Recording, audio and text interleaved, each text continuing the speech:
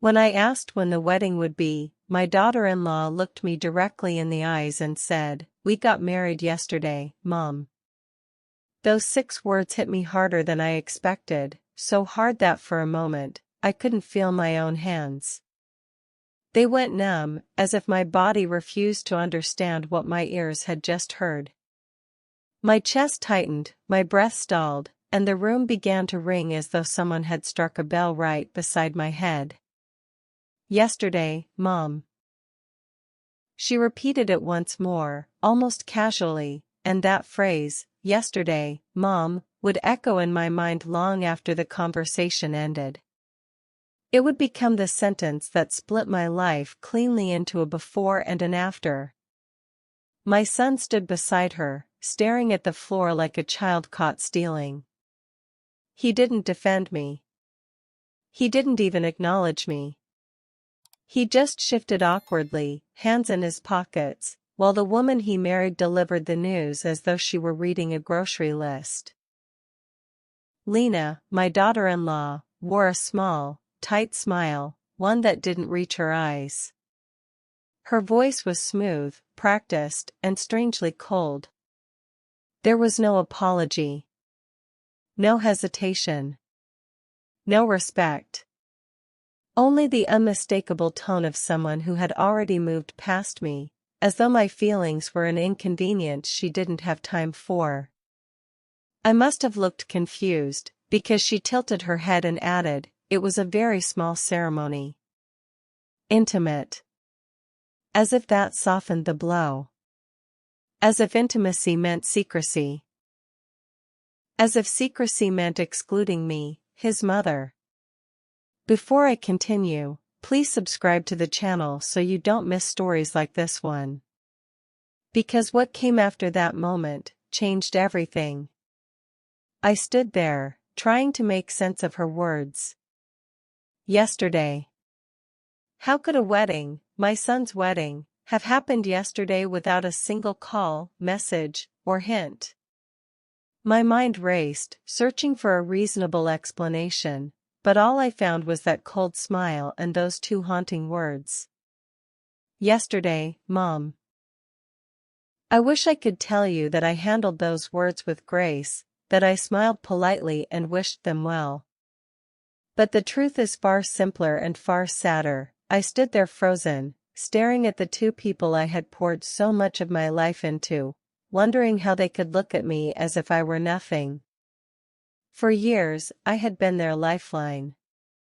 When Max and Lena first struggled to pay rent, I stepped in without hesitation.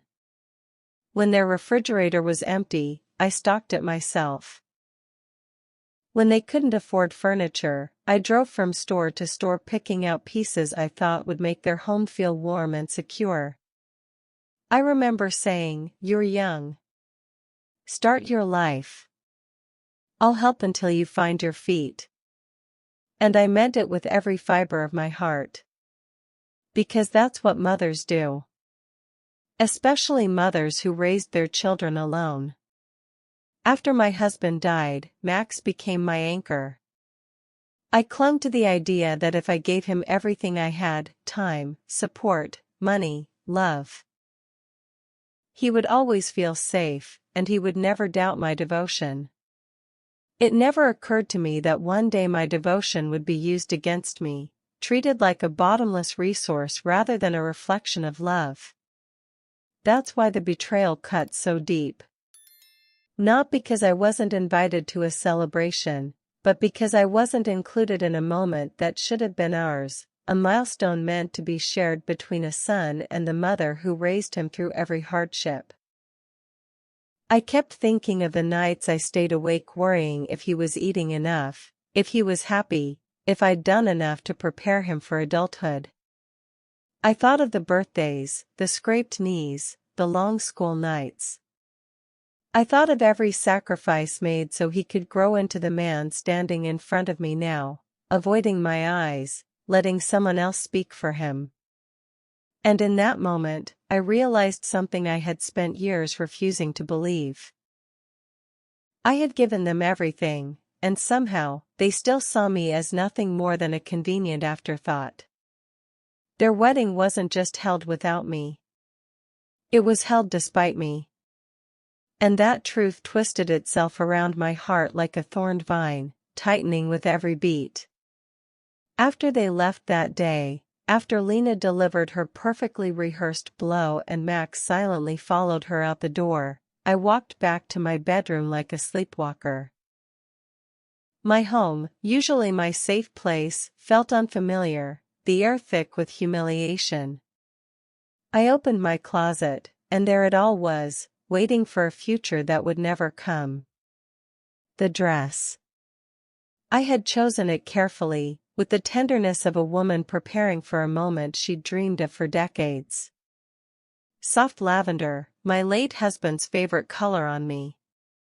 Not too flashy, not too dull, just enough elegance to honor the significance of the day. I had imagined standing beside Max in photos, a proud mother smiling through joyful tears. Now it hung limply on its hanger, mocking me with its untouched perfection. Next to it sat the new shoes I'd saved up for, comfortable but stylish, because I expected to be on my feet all day greeting guests, hugging relatives, celebrating a union I thought I'd be a part of. I had even bought a small silver hair comb with delicate pearls, planning to wear it as a quiet nod to my own wedding day. I had hoped Max would notice. He always used to notice. On the dresser lay an envelope containing the $1,000 I'd set aside for their wedding gift. It wasn't easy for me to pull that money together. I'd trimmed my own groceries, delayed repairs, and stretched my pension as far as it could go. But I told myself, weddings happen once. Make it special for them. The envelope stayed sealed, still crisp, still waiting, like everything else in that room. But the worst part wasn't the money or the unused items. It was the vision I had built in my mind. I had pictured myself waiting by the kitchen window on the morning of the wedding, seeing Max pull up in his suit, beaming with pride. I imagined Lena hugging me at the door, thanking me for everything I'd done. I imagined laughter filling my living room after the ceremony as they shared their joy with me first, because I was his mother. I imagined a family photo with all of us standing close, my hand on Max's cheek like I used to do when he was little. Instead, all I had were cold objects and emptier dreams than before. Looking at the dress, the shoes, the envelope, the comb, each item felt like a tiny funeral for a moment I never had. A ceremony that happened without me. A celebration built on my sacrifices. A day meant for family, that treated me like a stranger. That evening, after pacing the living room until my legs ached, I sat down at the table with my phone trembling in my hand. I told myself not to look. I told myself it would hurt. But curiosity mixed with a sickening need for the truth pulled my thumb across the screen anyway. I opened social media, and there it was, right at the top of my feed. A photo of Max and Lena standing under a floral arch, sunlight spilling over them like a blessing I was never meant to witness. Lena's dress was long and white, lace trailing behind her like a cloud. Max wore a suit I didn't recognize, smiling wide and carefree. They looked like the perfect couple. Radiant. Complete. Without me. My stomach twisted as I scrolled. Photo after photo revealed the truth. This wasn't a small, intimate ceremony. It was beautiful, elaborate, and very much planned. Her parents were there, front and center in nearly every picture. Her siblings stood on either side of the newlyweds, raising champagne flutes, eyes sparkling. Even distant cousins I had never met were tagged. Dozens of comments poured in. Such a gorgeous ceremony. So glad we were all there. What a perfect day with the perfect people. Perfect people. The phrase sliced through me. I zoomed in on one picture where Lena stood between her parents, holding a bouquet I recognized. Not because I had seen it before, but because she had once asked me to send her $150 for flowers for the wedding someday. I see now that someday was already chosen. Already planned. Already shared with everyone who mattered to them. Everyone except me. Another photo showed a long dining table set with candles and elegant place cards. I counted at least 20 seats. Not exactly what I'd call intimate. In a short video clip, her father gave a toast, raising his glass high as he said, "To family, the ones who were always there." My breath caught. Always there? I had been there. 4 years. In ways none of them ever saw. The final blow came when I opened the comments under a group picture. Someone had written, "Where's Max's mom?" A reply appeared beneath it. "Oh, we kept it simple. Just the special people." There it was. The truth laid bare on a screen glowing in my darkened room. Not only was I excluded, I was erased. The next morning, after a night of almost no sleep, Max and Lena showed up unannounced. I didn't even have time to pull myself together before they stepped inside, speaking as if nothing had happened.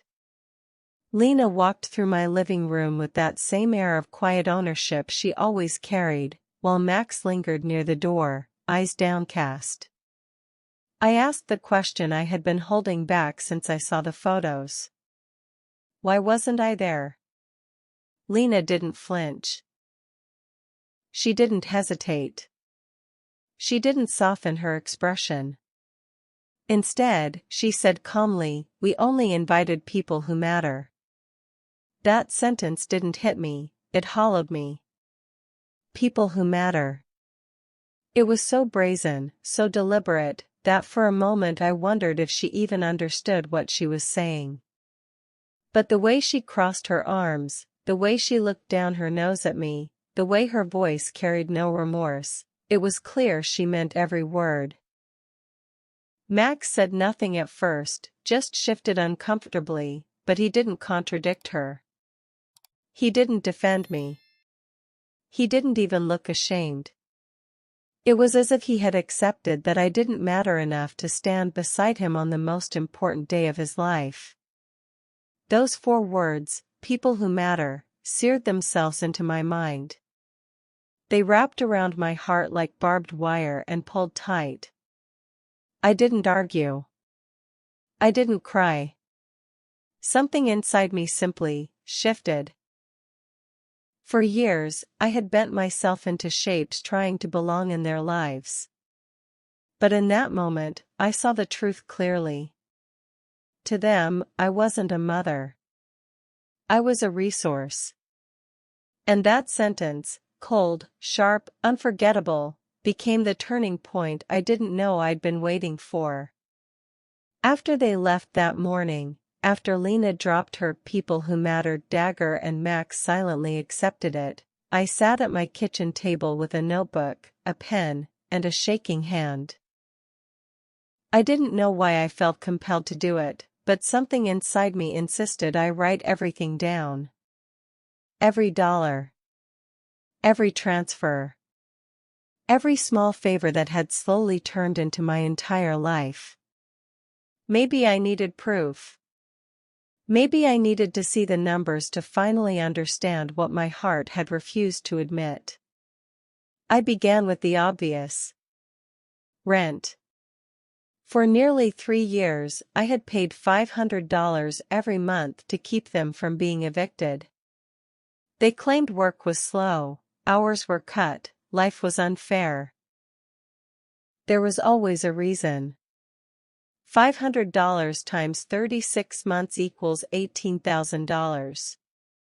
I wrote the number, stared at it, and felt something inside me crumple. Next, groceries and household supplies.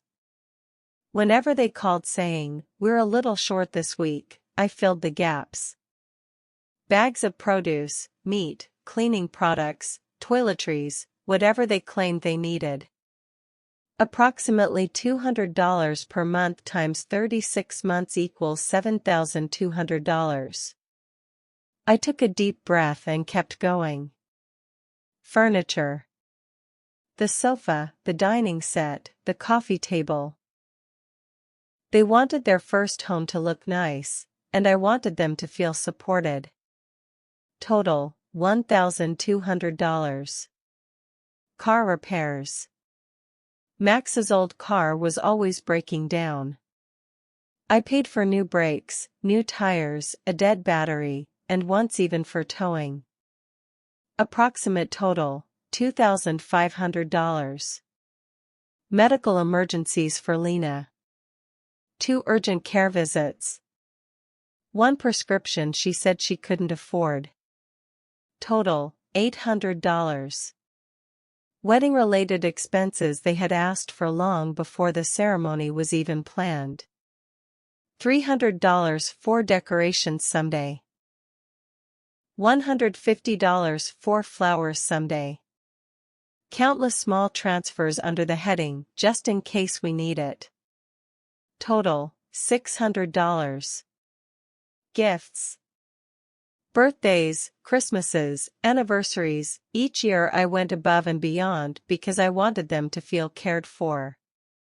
Approximate total, $3,000. When I added it all up, the pen slipped from my hand. $33,400. That was the number staring back at me.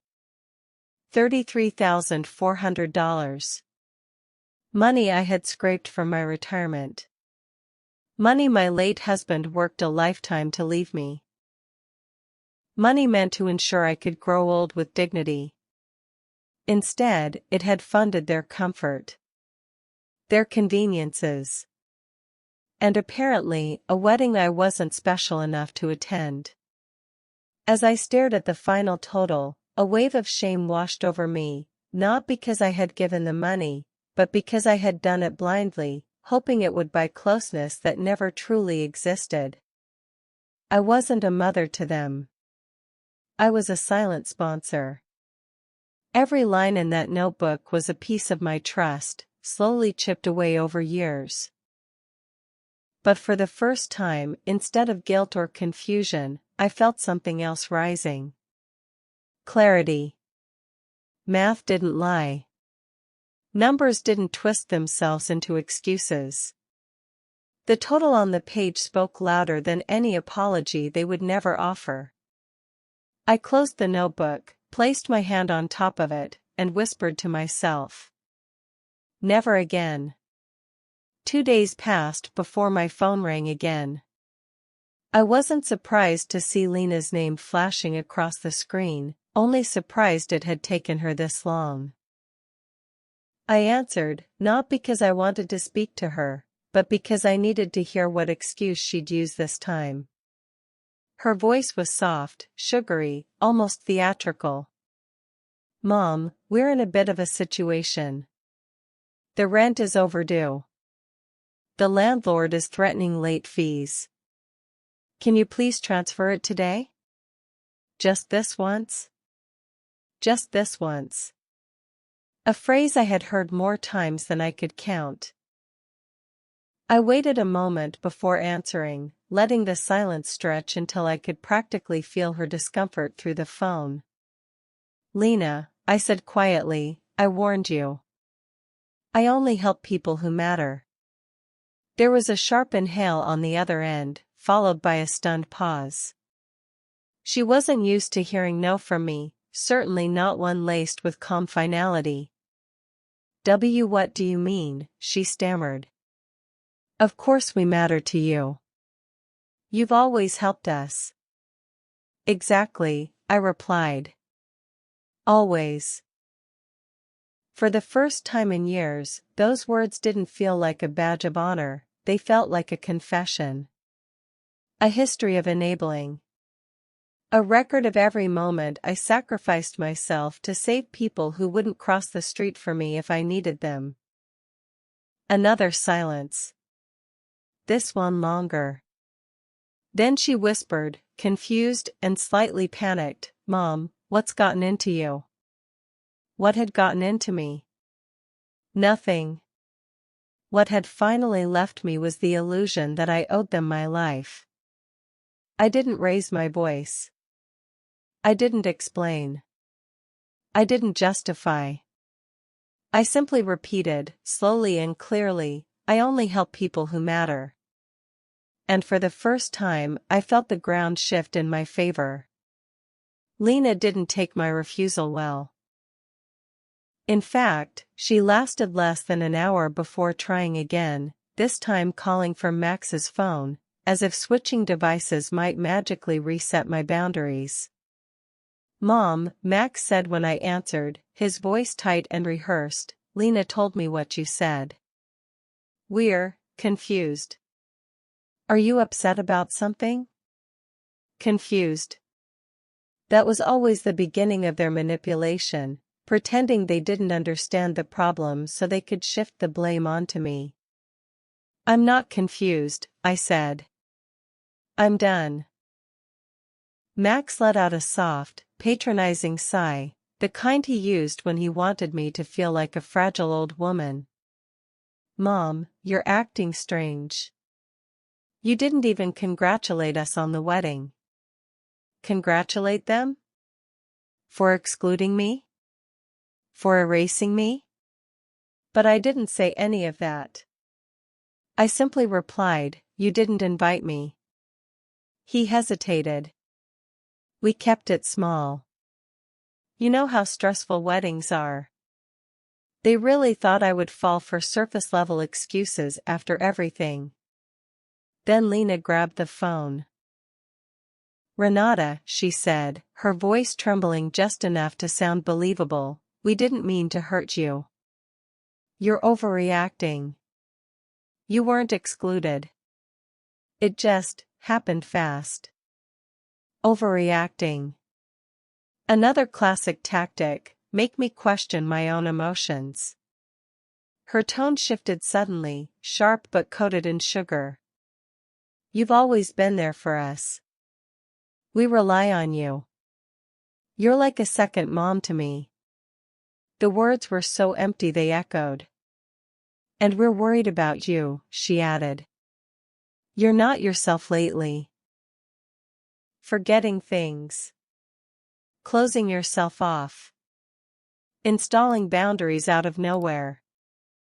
Are you feeling all right?" There it was. The gaslighting. The subtle hint that I might be losing my mind. "I am feeling perfectly fine," I said. "But I will not be paying your rent." The mask fell instantly. "What do you mean won't?" she snapped. "We have obligations. You know that." Max tried to jump in, his voice softening again. "Mom, please, just help us this month. We're your family." Family. Yet not important enough to witness their marriage. "I've helped you for 3 years," I said. "I've done more than enough." Silence. Then Lena's voice hardened. "If you stop helping us, we'll fall behind. The landlord will evict us. Do you want that on your conscience?" There it was, the emotional blackmail. Twisting consequences into guilt. Trying to make me responsible for their irresponsibility. "No," I replied calmly. "I want you to take care of yourselves." She exhaled loudly, furious, and I could practically imagine the look on her face, the indignation of a woman who believed support was owed to her, not gifted. "Renata, this isn't you," she accused. "Someone is influencing you." "Who's gotten into your head?" "Of course. If I wasn't complying, then surely someone must be manipulating me. No one, I said. I finally opened my eyes. Max tried one last attempt. Mom, don't do this. We're just trying to build a life. We need you. You had a wedding, I replied. A life event without me. You didn't need me then. The silence on the line was deafening. Finally, Lena hissed, if you think you can just walk away from us, you're wrong. We'll talk about this in person. Not an invitation. A threat. But I wasn't afraid anymore. Don't come here uninvited, I said, and I ended the call. For the first time in years, I didn't feel crushed by guilt. I felt lighter. Their tricks, guilt, fear, confusion, obligation had stopped working. And they knew it. The morning after that call, I woke with a strange mix of dread and determination. For 3 years, I had opened my wallet the moment they asked. I had rearranged my schedule, cut back on my own needs, and convinced myself that love meant constant sacrifice. But now, after seeing the truth laid bare, I knew I had to protect myself. My first stop was the bank. The branch manager, Mr. Keller, had known me for years. He greeted me with his usual warm smile, but when he noticed the tightness in my jaw, his expression shifted. Mrs. Hartman? Is everything all right? No, I said, but I'm working on it. I sat across from him and explained that I needed to cancel all recurring transfers to Max and Lena. His eyebrows raised in quiet surprise. Those transfers had been as predictable as the sunrise. Are you sure? He asked gently. Absolutely. He typed quickly, confirming the cancellations, then paused again. Would you also like to remove any authorized access to your accounts? I hadn't even realized that Max still had limited access, something I'd allowed back when I trusted him with everything. Yes, I said. Block it all. As he finished, he looked at me with genuine concern. If someone is pressuring you financially, you don't need to face it alone. For a moment, his kindness nearly broke me. But I held myself together, thanked him, and left with a newfound sense of control humming beneath my ribs. I didn't know that, while I was taking steps to protect myself, Max and Lena were preparing their own plan. That afternoon, my house suddenly filled with noise. I heard the door open, using the spare key I had foolishly given them, and footsteps rushed inside. When I stepped into the living room, my heart lurched. Max was pacing furiously. Lena stood stiffly with her arms folded. And seated at my dining table was a man in a dark suit, flipping through a stack of my personal documents. My bank statements. My bills. My retirement account. What are you doing in my home? I demanded. Lena rushed forward, voice syrupy sweet. Renata, thank goodness you're here. This is Mr. Faber from the law firm. We asked him to help with your situation. My what? I asked sharply. Max sighed, visibly annoyed. Mom, you've been acting strangely. Making rash decisions. Cutting us off without explanation. I explained, I said. You just didn't like it. Mr. Faber stood, smoothing his tie. Mrs. Hartman, your children are concerned about your mental clarity. They believe you may be experiencing confusion or decline. My mouth went dry. This wasn't concern. This was strategy. Lena stepped closer, lowering her voice to a soft, pitying tone. We're worried about you. You've become distant. Erratic. You refuse to help with rent, and that's just not like you. Not like me, I repeated. Meaning, not convenient for you? Max slammed his hand on the table. Mom. That's not fair. I stared at the man going through my papers. Who gave you permission to look at those? He hesitated. Your children implied you were unable to understand your own finances. They requested I review everything to prepare a power of attorney agreement. My chest tightened. They weren't here to talk. They were here to take. I am perfectly capable of managing my own life, I said firmly. And you, I pointed at the lawyer, are leaving my home. Now. Lena's eyes flashed with anger. Renata, don't make this difficult. If you refuse help, the court can intervene. We're trying to avoid that. There it was, a threat wrapped in false compassion. My voice steadied. I want all three of you out of my house. Immediately. Max stepped toward me as if trying to assert authority, but I held my ground. You don't get to invade my home, go through my private documents, and declare me incompetent because I finally said no. Mr. Faber cleared his throat. Mrs. Hartman, let's not escalate. Out, I repeated. Something in my tone must have convinced him, because he gathered his briefcase quickly and headed for the door. Lena followed, muttering under her breath. Max lingered, giving me one last pleading look mixed with fury. You're making a mistake, he said. We just want what's best for you.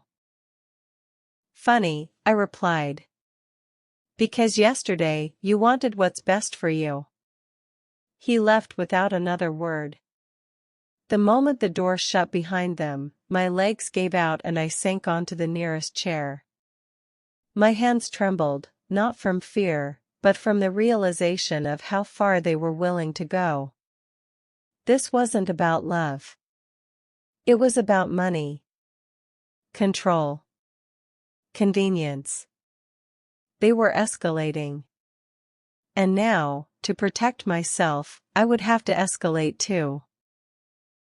The day after the confrontation, I sat alone at my kitchen table, replaying everything in my mind. My hands were still unsteady, not from fear this time, but from the shock of realizing how completely my son and daughter-in-law had abandoned any pretense of love. I felt exposed, stripped of the illusion that family always protects its own. A soft knock on my door startled me. When I opened it, my neighbor, Mrs. Fisher, stood on the porch holding a mug of steaming tea. We'd lived beside each other for over a decade, exchanging polite greetings and occasional small talk, but nothing more. Yet there she was, eyes filled with genuine concern. I heard raised voices yesterday, she said gently. Are you all right? For a moment, I didn't trust myself to speak. But something in her kindness loosened a knot inside me. I stepped aside and invited her in. We sat at the table, and I found myself telling her everything. Not the financial details, I wasn't ready for that. But the emotional betrayal, the wedding, the lawyer in my house, the accusation of mental decline. She listened without interrupting, her expression soft and earnest. When I finished, she let out a sigh. Oh, Renata.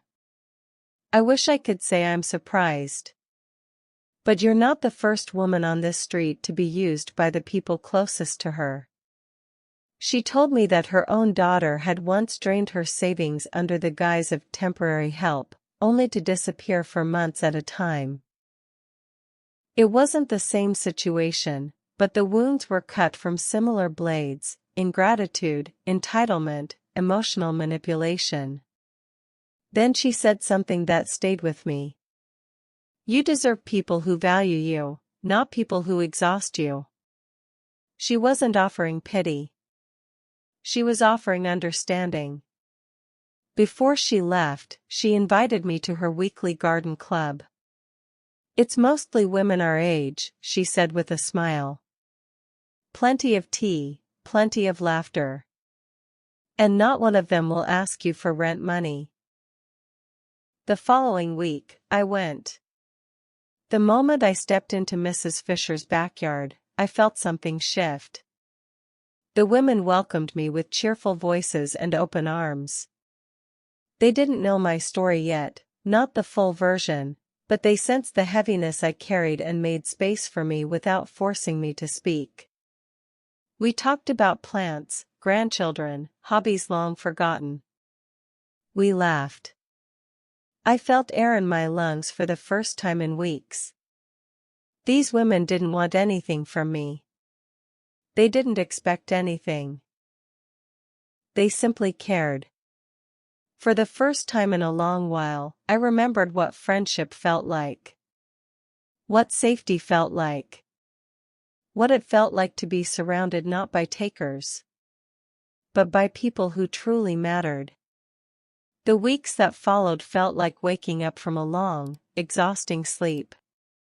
For so many years, I had carried the weight of Max and Lena's needs on my shoulders, never noticing how heavy it had become until I finally set it down. It started with small changes, simple acts of reclaiming my own life. One morning, instead of driving across town to pick up groceries for them, I took myself to the salon. I hadn't been in over a year. My stylist, who had once seen me every few months, greeted me with a mixture of joy and concern. "Renata," she said, touching my arm gently, "I've missed you." "What kept you away?" I didn't explain everything. I didn't need to. Instead, I said, "Life got busy. But I'm making space again." She washed my hair, cut it into a shape that made me feel lighter, and added a soft color that brightened my face. When she spun me around to the mirror, I barely recognized the woman staring back. She looked freer, calmer, and somehow, younger. Afterward, I treated myself to a new blouse. Nothing extravagant, just something pretty that I chose for myself, without wondering whether that money would be better used to pay someone else's bill. At home, I took another step. I changed the locks. Every door. I watched the locksmith remove the old hardware, the same locks that Max and Lena once used freely. When he handed me the new keys, I felt a strange mixture of grief and empowerment. I wasn't locking them out of my life, I was locking their chaos out of my peace. With Mrs. Fisher's encouragement, I joined the garden club regularly. The other women welcomed me as though I'd always been part of their circle. They shared recipes, books, and stories of their own complicated families. I realized I wasn't alone.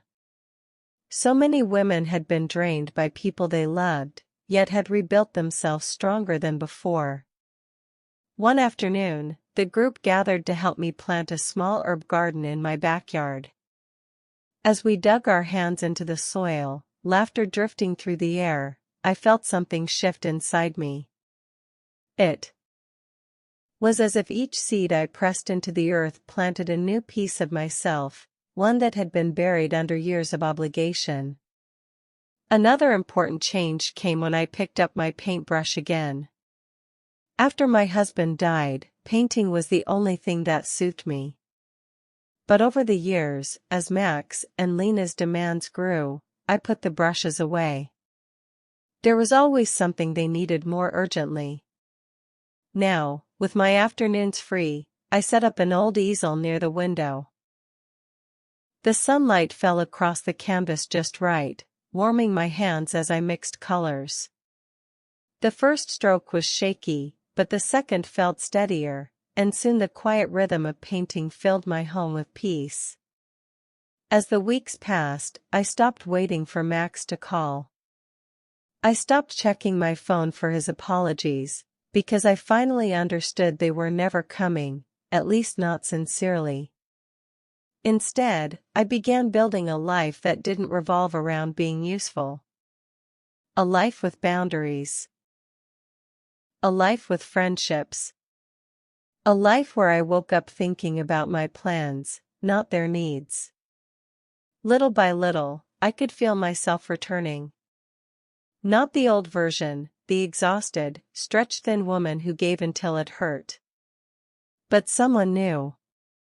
Someone who understood her worth. Someone who wasn't afraid to protect her peace. Someone who mattered to herself. I suppose I should have expected it. People like Max and Lena don't simply walk away when the money stops flowing. They panic, they plot, and then they escalate. It came in the form of a thick envelope shoved through my mail slot one morning. The return address belonged to a law firm I didn't recognize. My hands trembled as I opened it, though this time, not from weakness, but from anger simmering beneath my ribs. Inside was a formal petition. Max and Lena were requesting that the court declare me mentally incompetent and assign a legal guardian, Max, to manage my finances for my own safety. I sat down slowly, letting the paper rest on the table like a venomous snake. So this was their next move. Not a conversation. Not an apology. A legal attempt to claim my life as their property. I called my lawyer, Mr. Weber, a man recommended to me by one of the garden club ladies, someone known for protecting the elderly from exploitation. He listened calmly, then said, "Renata, don't panic.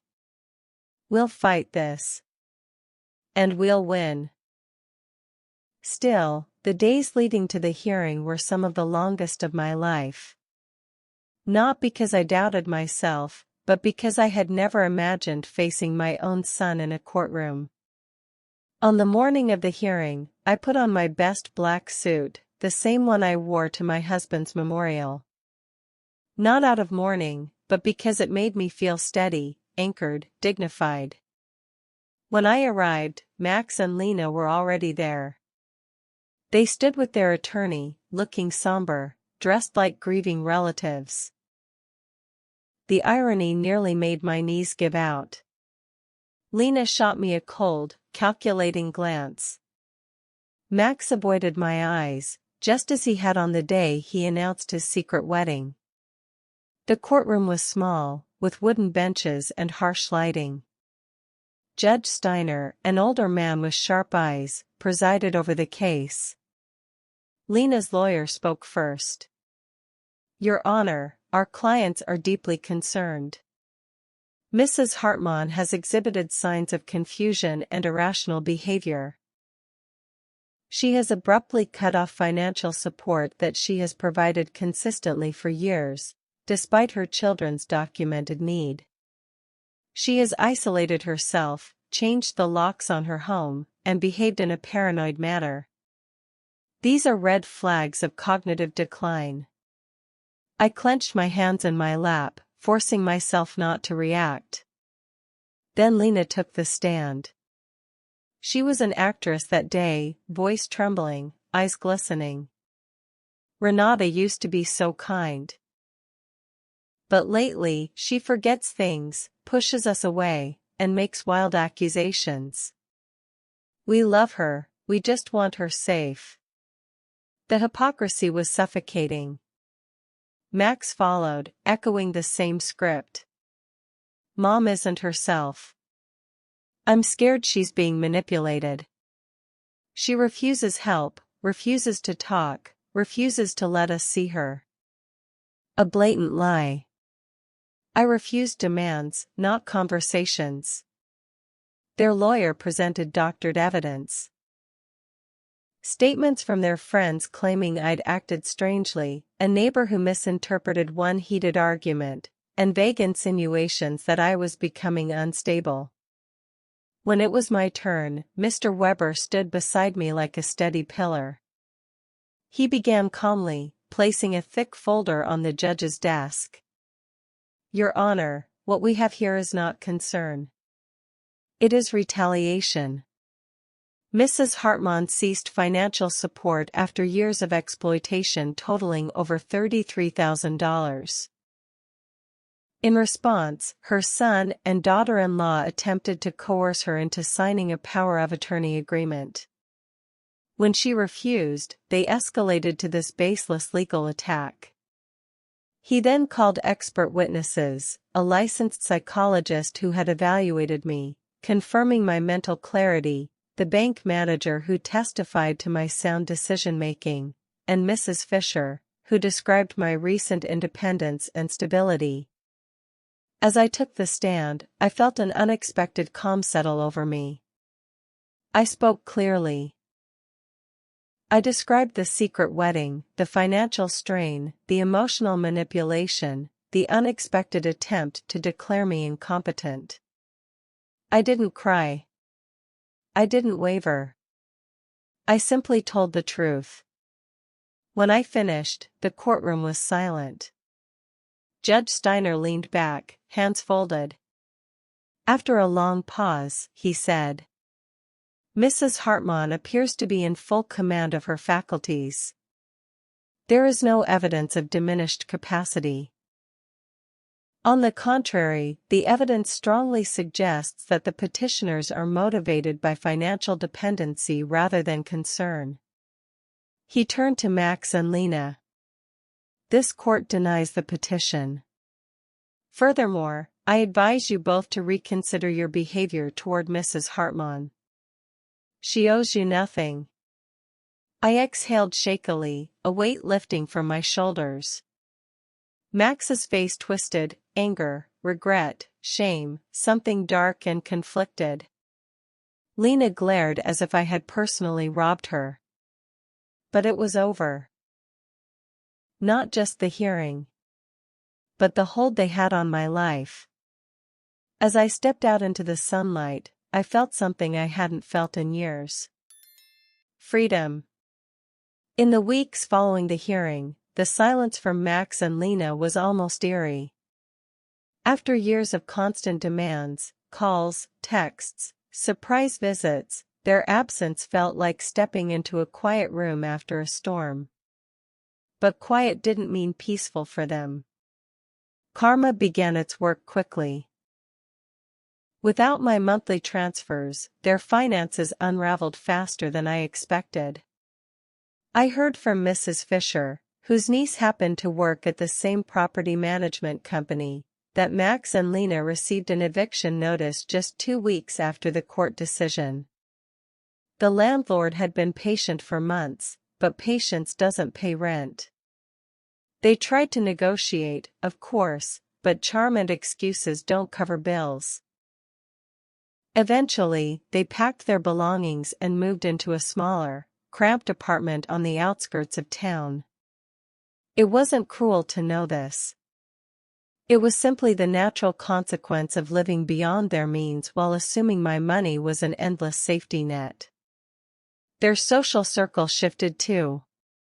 Word travels quickly in a small community, and soon enough, people they once entertained with flashy photos and borrowed luxuries began to keep their distance. No one likes the couple who tries to declare their own mother incapable for financial gain. Lena's family, the very people who had been front and center at the wedding I was excluded from, also pulled back. Maybe they were embarrassed. Maybe they felt duped. Or maybe they just didn't want to be associated with the fallout. As for Max, he tried once to call. Just once. The message he left was short, strained, and hollow. "Mom, things are hard right now. If you could just..." I didn't listen to the rest. I deleted it. not out of spite, but because I finally understood something vital. Helping them had never made them better people. It had enabled their worst tendencies. And now, without me propping up their irresponsibility, life was teaching them lessons I never could. For the first time in a long time, their problems were theirs, and theirs alone. Life felt strangely new after the hearing. Not because anything dramatic changed overnight, but because I changed. I woke each morning with a sense of calm I hadn't felt in years, a quiet confidence rooted not in what I gave to others, but in what I had finally given to myself, permission to matter. With Max and Lena gone from my daily thoughts, my world opened wider than I expected. I redecorated my living room in soft colors that soothed me. I replaced heavy curtains with light ones, letting the sun pour in each morning. Small touches, but each one felt like reclaiming a corner of myself. I spent more time with the garden club. We shared recipes, swapped stories, and filled afternoons with laughter that didn't demand anything in return. Mrs. Fisher became a dear friend, someone who checked on me, not because she needed something, but because she genuinely cared. It had been a long time since I felt that kind of consistent kindness. I even took a short trip to a nearby lakeside town. Just me. I walked along the water, ate a pastry on a bench, and watched the sun set without hurrying back to anyone's emergencies. I realized how much of my life had been postponed for the sake of people who never intended to reciprocate. Now, when I paint by the window, the colors feel brighter. When I sit down for a quiet meal, I savor it. When I water the herbs in my yard, I feel grounded. My home is no longer a revolving door for demands, it is a sanctuary. Sometimes I think about Max. Not with anger, and not with longing, but with acceptance. He made his choices. I made mine. And both came with consequences. But the most important truth, one I learned the hard way, is this. Love is not proven by sacrifice alone. Love must be mutual, respectful, and willingly given. I matter. My peace matters. My life belongs to me again. And if you enjoy stories like mine, stories of strength, betrayal, healing, and reclaiming your worth, please subscribe to the channel. There are many more stories to tell, and I'd love for you to be here for each one.